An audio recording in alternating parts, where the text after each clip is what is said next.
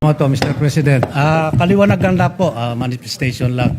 Tungkol po yung nangyari kahapon at marami po kumakalat sa social media na ako'y lumipat na sa majority. Hindi po totoo yan. Nananatili po ako sa minority group at hindi po ako alis dito. At yung pong motion ni Senator Zubiri kahapon ay sinusuportahan ko po. Hindi ko lang po ako nakapagsalita kahapon. Kala ko may botohan.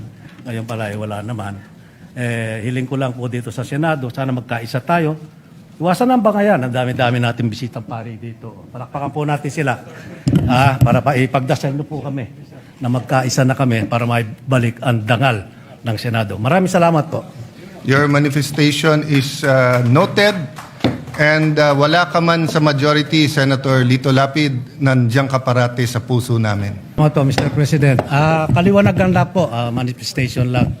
Tungkol po yung nangyari kahapon at marami po kumakalat sa social media na ako'y lumipat na sa majority. Hindi po totoo yan.